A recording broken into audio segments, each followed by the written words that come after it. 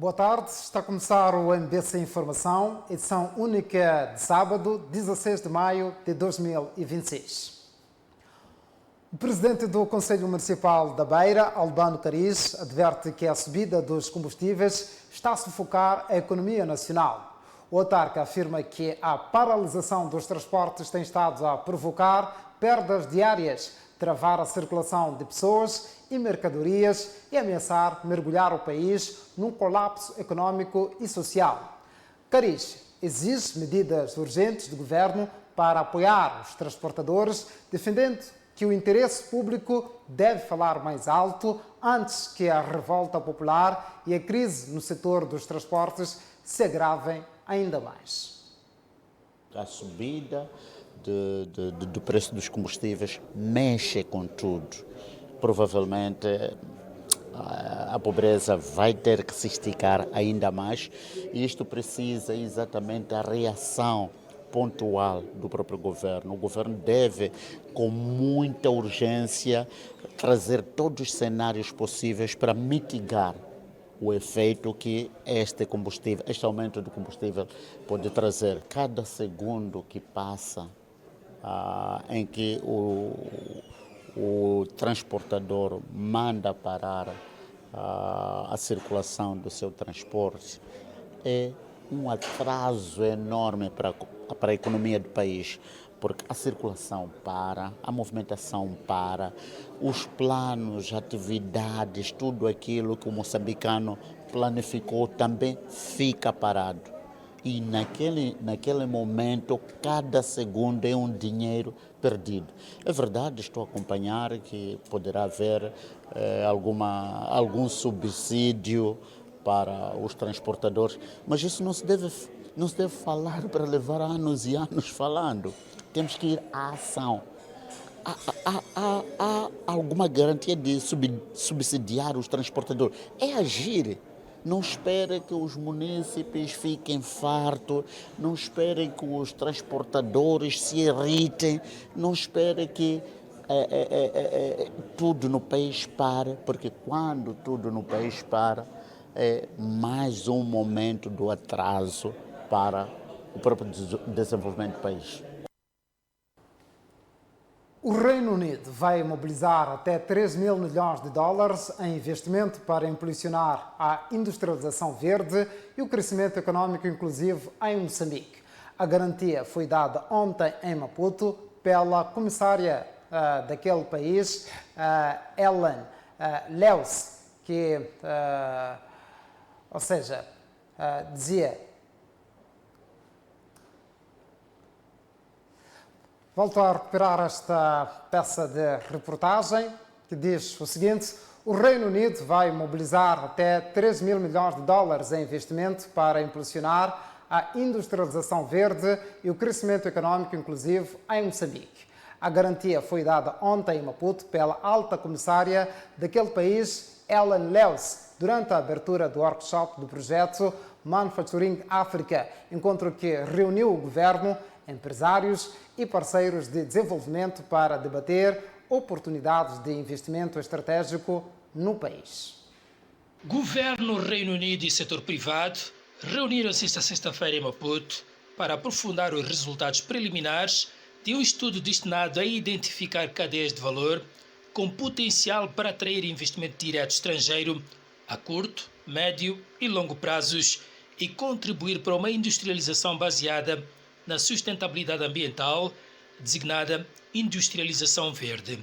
Na ocasião, a Ellen Leus, cujo país financia o estudo, defendeu a necessidade de criação de condições claras e credíveis para atrair investimento direto estrangeiro e acelerar a implementação de projetos estruturantes. Este pacto estabelece um compromisso claro que é de um trabalho conjunto entre os dois governos, de forma a mobilizar até 3 mil milhões de dólares em investimento do Reino Unido para impulsionar um crescimento econômico inclusivo, resiliente e alinhado com as prioridades de tornar Moçambique um país próspero, sustentável e fortalecido em matéria de adaptação e mitigação climática. A diplomata britânica considera que a industrialização é essencial para gerar emprego para a juventude e reforçar a resiliência econômica do país. A industrialização é essencial para que o país crie postos de trabalho, emprego para os milhões de jovens que buscam uma vida mais próspera para eles e suas famílias. Por sua vez, o ministro da Planificação e Desenvolvimento, Salim Vallah, afirmou que Moçambique aposta na industrialização verde como estratégia para reduzir a dependência externa, agregar valor aos recursos naturais e posicionar o país nas cadeias globais de valor. Mas sabemos, por experiência própria, que ter potencial, apenas ter oportunidades e vantagens competitivas e comparativas, sem as explorar efetivamente, não gera riqueza, empregos e mais renda para as famílias, nem permite ter o suporte tributário para fazer acelerar o comboio da industrialização e do desenvolvimento econômico em nós. Como referimos anteriormente, o potencial por si só não gera riqueza. Para concretizar esta visão, precisamos de executar com disciplina, consistência e sentido de urgência. Isto exige atrair investimento direto estrangeiro de forma estratégica. Investimento que traga capital financeiro, tecnologia, conhecimento, inovação, acesso a mercados e capacidade de integração com a economia moçambicana. Salim Vallah destacou ainda que Moçambique dispõe de recursos energéticos, minerais críticos e posição geográfica estratégica capazes de transformar o país num centro regional de indústrias verdes. O investimento direto estrangeiro em Moçambique cresceu 60,2% em 2025, atingindo 5.693 milhões de dólares norte-americanos, equivalentes a 23,6% do produto interno bruto. Segundo dados da balança de pagamentos divulgados pelo Banco de Moçambique, o crescimento foi impulsionado sobretudo pelos investimentos ligados aos grandes projetos da indústria de petróleo e gás na bacia de Rovuma, bem como pela revitalização dos setores de carvão mineral e areias assim que é pesadas. O Banco de Moçambique divulgou semana passada o relatório sobre a balança de pagamentos de 2025, no qual revela um crescimento expressivo do investimento direto estrangeiro no país, direcionado maioritariamente para a indústria extrativa. Os dados deste relatório indicam que os fluxos de investimento direto estrangeiro aumentaram 60,2%, fixando-se em 5,7 mil milhões de dólares norte-americanos, mantendo a tendência de crescimento observada nos últimos anos. Segundo este documento, o desempenho resulta do reforço dos investimentos nos projetos de prospecção e pesquisa de hidrocarbonetos na bacia de Rovuma, além da recuperação da indústria de carvão mineral e de areias pesadas. A indústria extrativa consolidou-se como principal receptora de capital estrangeiro ao captar 5,2 mil milhões de dólares, equivalentes a 91,5% do total de investimento direto estrangeiro nacional, representando um crescimento de 68,2% em relação ao ano anterior. A indústria transformadora recebeu 120,9 milhões de dólares, enquanto os setores imobiliários, de transporte, armazenagem e comunicações também registraram aumento dos fluxos de capital estrangeiro, impulsionados pela procura gerada pelos grandes projetos energéticos. Este relatório destaca igualmente o crescimento das modalidades de financiamento sob forma de outro capital, que aumentaram 58,8%, associado ao reforço de suprimento e créditos comerciais das empresas ligadas aos grandes projetos. Já os investimentos sob forma de ações e participações cresceram 72,7%. Os Países Baixos lideram a lista dos principais parceiros de investimento estrangeiro em Moçambique, representando 37,2% do investimento direto líquido do país, seguidos da Itália, Maurícias e África do Sul. O diretor do MISA Moçambique, Ernesto Nhanala, apela a uma reflexão profunda sobre a separação de poderes no país. Nhanala reagia à recente entrevista do antigo presidente do Conselho Constitucional, Hermenegildo Gamizo, que questiona-se queixou-se de alegadas interferências de Filipe Nyusi durante o seu mandato como chefe do Estado. Por seu turno, os jornalistas Nelson Mucanse e Luís Nhachote questionam o silêncio de Hermenegildo Gamito, mantido durante 8 anos em torno destas alegadas pressões.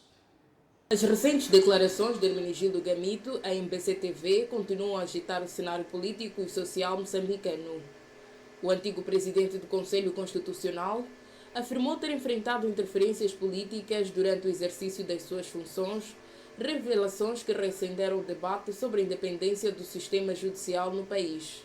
Para o MISA Moçambique, mais do que discutir a veracidade dos fatos relatados, este é um momento que deve servir para uma reflexão coletiva sobre o funcionamento das instituições democráticas e a efetiva separação de poderes. O relato é um relato de qualidade que tem que nos permitir, como sociedade, refletir sobre aquilo que nós chamamos de separação de poderes. Então, não carece de muita discussão no sentido de verdade ou não, é? Mas a fiabilidade e o relato da fonte e também a posição que ele ocupou dentro do Poder Judiciário, isso nos permite criar evidências e, sobretudo, no momento em que nós estamos a discutir a reforma do Estado. Se por um lado o debate centra-se na independência das instituições do Estado, por outro, surgem questionamentos sobre a postura de quem optou por permanecer em silêncio durante vários anos.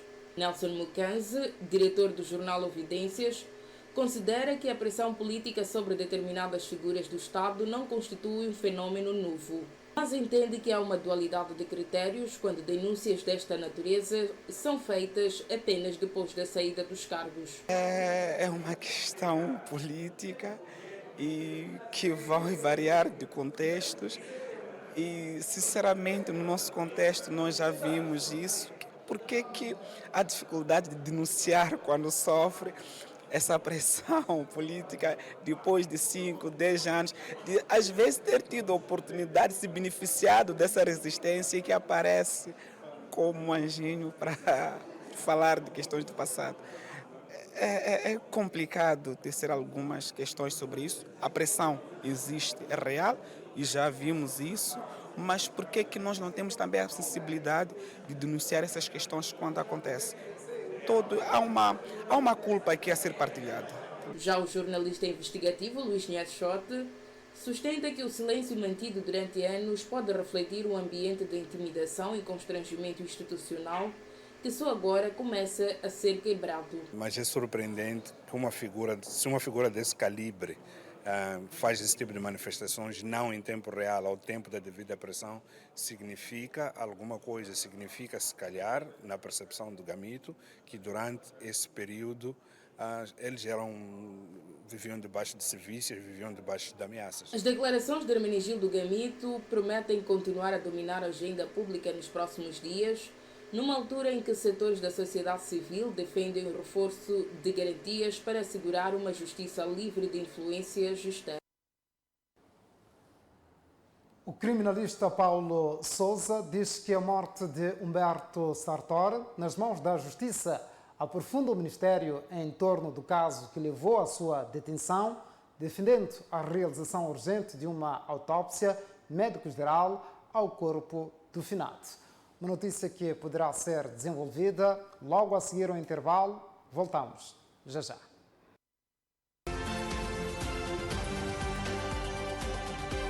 Visão da BVM SA. Ser uma praça financeira relevante ao nível regional com produtos e serviços atrativos e inovadores. O futuro está mais próximo do seu negócio e cada segundo conta. Com internet dedicada de alta velocidade, as suas operações são contínuas, ágeis e eficientes. Com soluções de segurança e cloud confiáveis, toda a sua informação está protegida. Na TV Cabo Negócios, monitorizamos em tempo real o desempenho da sua rede e garantimos suporte técnico 24 horas por dia. É mais que tecnologia, é o futuro do seu negócio. TV Cabo Negócios, o futuro é agora. TV Cabo, sempre ligados.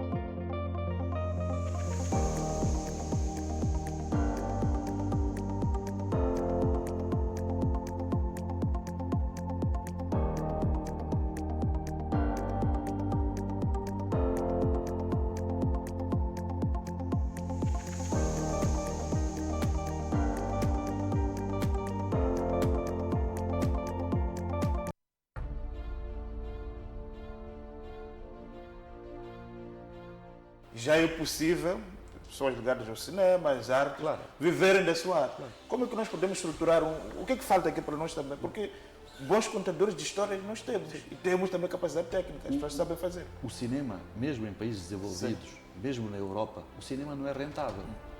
As pessoas que fazem cinema na Europa não vivem do cinema porque há subsídios. Porque o Estado cria condição para haver subsídios através de parcerias ou com o setor privado ou com o investimento próprio do Estado para que haja condição de haver arte. Essa questão da censura não existia, porque todas as pessoas acreditavam no projeto, todas as pessoas acreditavam no Moçambique novo, no Moçambique independente, acreditavam na Frelimo. Havia, claro, quem não acreditasse, havia dissidentes, havia pessoas que já desde essa altura tinham algumas ideias ou previam o que poderia vir a acontecer ou não acreditavam no sistema. Mas digamos que a maior parte da população e a maior parte das pessoas que faziam coisas estavam com a Frelimo. Praticamente em Maputo ficou impossível de filmar. Se eu quiser fechar uma rua, se eu quiser filmar na 25 de setembro, fazer uma cena de perseguição de carros, etc., as taxas, os processos, a burocracia, a corrupção, tudo o que está ali dentro para eu conseguir aquela autorização, me inviabiliza a partida. Portanto, quem vem para cá não quer filmar em condições mais difíceis do que filmaria no seu país.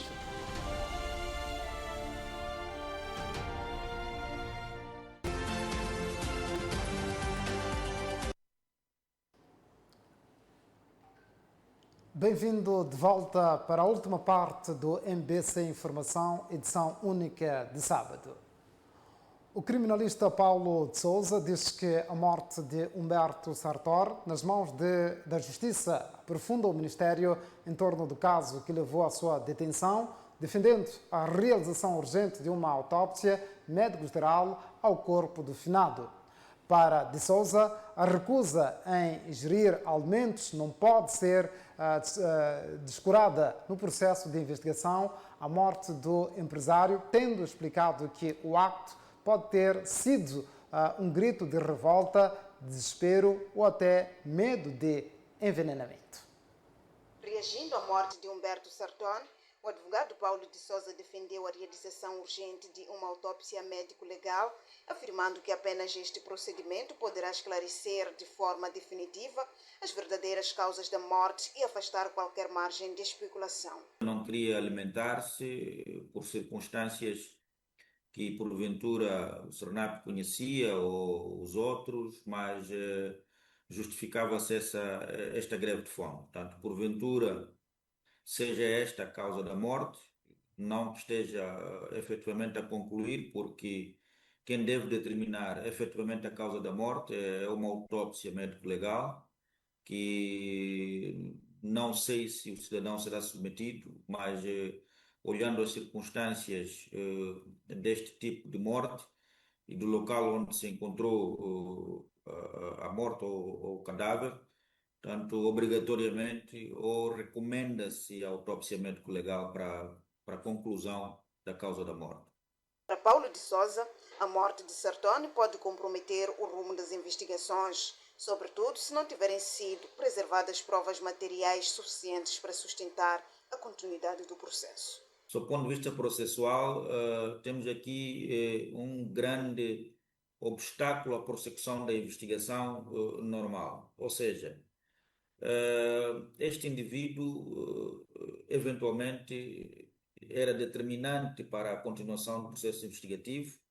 Portanto, o processo está na fase instrutória, que é a primeira fase processual, e é a fase fulcral para a descoberta da verdade material. Portanto, quando alguém morre e esta pessoa supostamente tem uma ligação fundamental com o decurso, com a tentativa de obtenção da verdade material, isto compromete todo o decurso processual. O advogado alerta ainda que o desaparecimento de uma figura considerada chave no caso poderá dificultar o esclarecimento dos fatos, abrindo espaço para incertezas e fragilizando eventuais linhas de acusação que estivessem em construção pelas autoridades.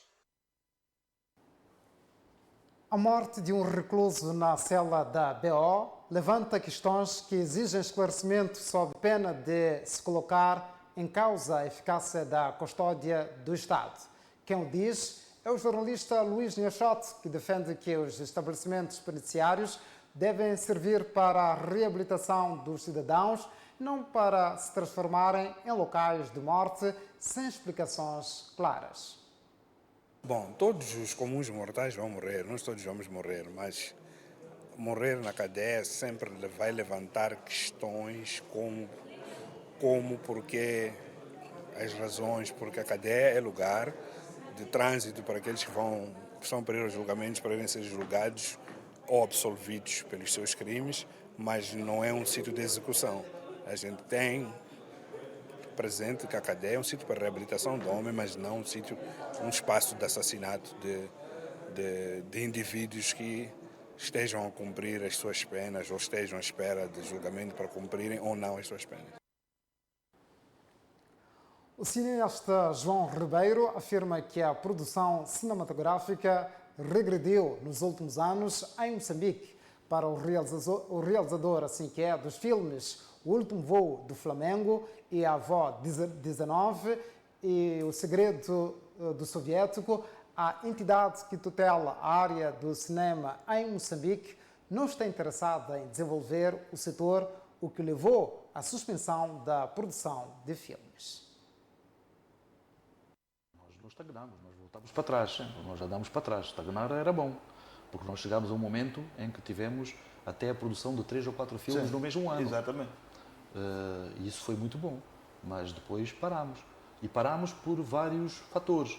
Temos esses fatores internos, que há o desinteresse, digamos, da estrutura que gere pelo cinema. O Instituto de Cinema passa a Instituto o INIC, que abrange todo o setor da cultura, já não há uma dedicação exclusiva ao cinema, portanto estamos num ambiente onde o cinema é apenas mais uma das partes. Deixou de haver criativas, uma coisa. Deixou de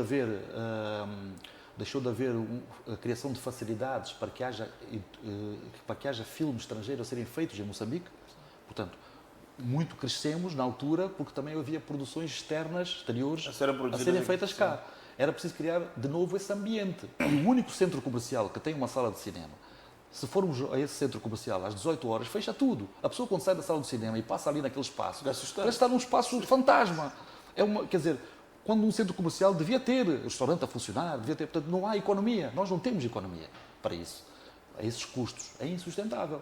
E o alternativo existe, e há um grande esforço por parte desses locais que são os centros culturais, que fazem as suas exibições de filmes, que até são gratuitos, etc. Essas alternativas existem, mas são esporádicas e não chegam à massa. Portanto, eu penso que a mudança começaria por escolher na educação, na escola, e começar a passar cinema nesses sítios. Tal como nós lemos um livro de Miyakoto, um livro da Lídia Bonpré, ou seja o que for na escola, já na escola primária, já começamos a ouvir e a ver. Nós também devíamos introduzir o cinema. Devia haver exibição de filmes nas escolas. Os nossos filmes estão aí. Acho que nenhum realizador se oporia a isso. Era preciso que as escolas tivessem condições. Eu há dias fui convidado para apresentar o meu filme na escola americana, mas nunca recebi um convite de uma escola moçambicana para ir apresentar o meu filme. Vai poder acompanhar esta entrevista na íntegra hoje às 20h45 no programa Moçambique 50 anos. É o fecho desta edição única de sábado do MBC Informação. Continuação de uma ótima tarde. Continue ligado à restante programação da MBC TV, conectando o mundo. Boa tarde.